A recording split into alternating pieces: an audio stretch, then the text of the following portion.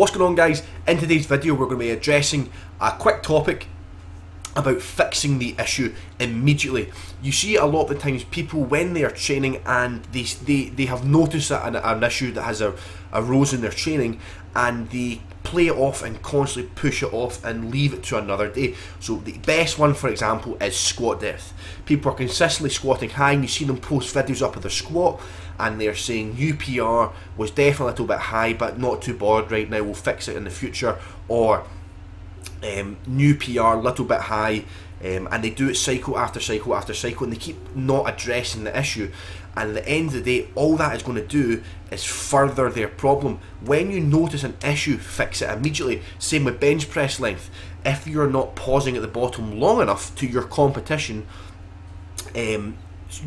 standards, then fix the issue immediately and stop hitting false PRs under conditions that are not competition standard, or at least in the federation standard that you compete in.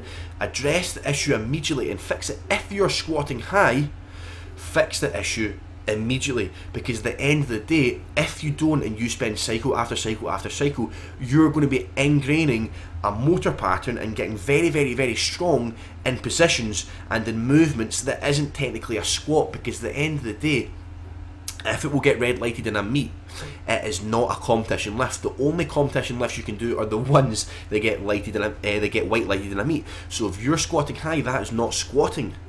The only time you're squatting is when you're hitting competition depth.